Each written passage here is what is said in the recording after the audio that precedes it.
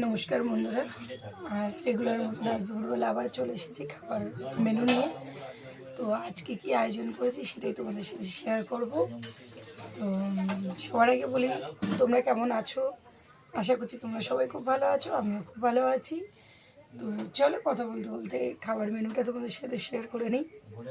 দেখো, এখানে নিচে দুটো ডিম কারি, এখানে নিচে এক পিস চিকেন লেগ পিস, আর এখানে নিয়েছি কপি ডাঁটা আলু চচ্চড়ি, দুটো কাঁচা লঙ্কা, একটা পেঁয়াজ মানে আপেল।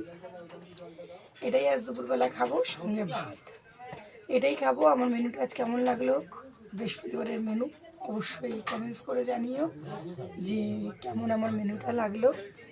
তো চলো সবটাই একটু একটু করে টেস্ট করে বলি কেমন হয়েছে খেতে। ঠিক আছে, তা যেরকম রেগুলারই তোমাদেরকে দিয়ে আমি খাওয়াটা স্টার্ট করি সেরকমই দিই।